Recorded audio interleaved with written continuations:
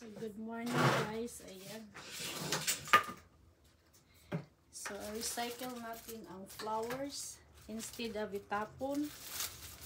So, ito yan guys, yung flowers na nilagay ko sa flower vase noong nakaraang araw. I think that was Saturday.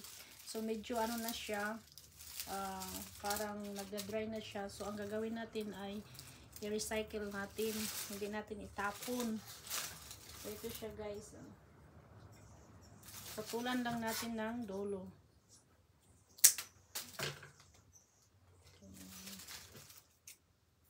Kasi sayang naman kung itapon, di ba? Ito mga puti. Sayang itapon. Ang ganda ng bulaklak. Oh, di ba? Cute.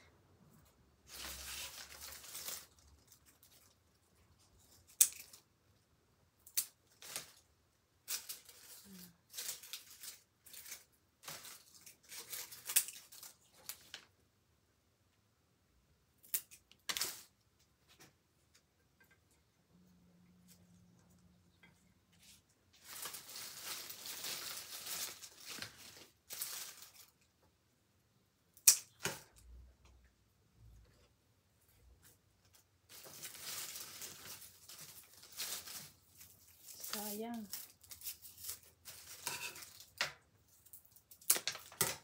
So, putulan lang natin ang dulo. Ayan, di ba? Hindi naman talaga ako, expert. Pero, if we would like to learn, why not, right? Ito, tingnan mo, maganda to siya. Pang ano. Oh, diba? Pang jema-jema.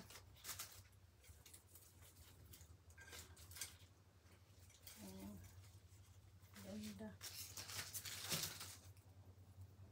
Ayan, nabali, no? So, tuloy natin ginabali. Excuse me. Pag may allergic ka, ayan. Lahat ng mga amoy. Lalo na pag amoy sa kilikili, ay nako.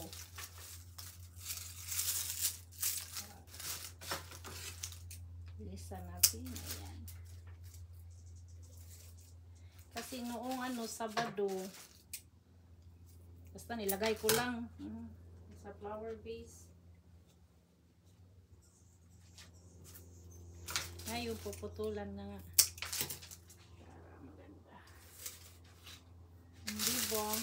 Kaysa naman itapon, sayang. I think ito kasi walang water.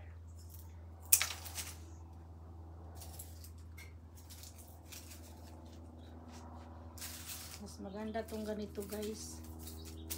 Habang nagmamarites tayo, may natutunan din tayo sa sarili natin, di ba? Hindi naman talaga ako expert, pero okay. Ayan.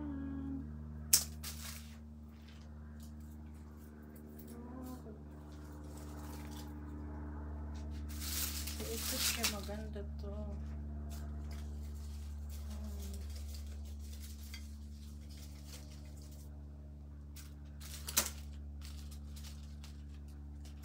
So, tingnan mo, bulak-bulak. O, sayang. Parang hindi siya naanuhan at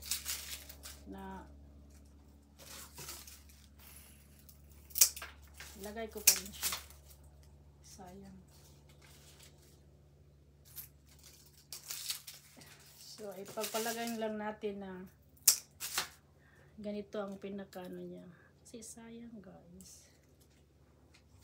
Sayang talaga pag itapon. Okay. Yan lang po guys. Thank you for watching. Diba? So ito ang ay hindi nabasa oh.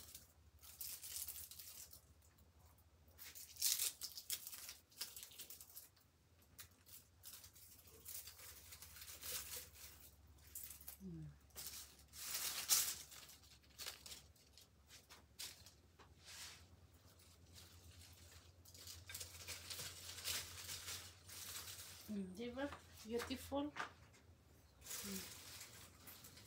Sayang pag itapon. Ayan. So, ayan. Ganda. Thank you for watching. Ayan. So, ni-recycle natin ang flowers. Okay? Thank you for watching.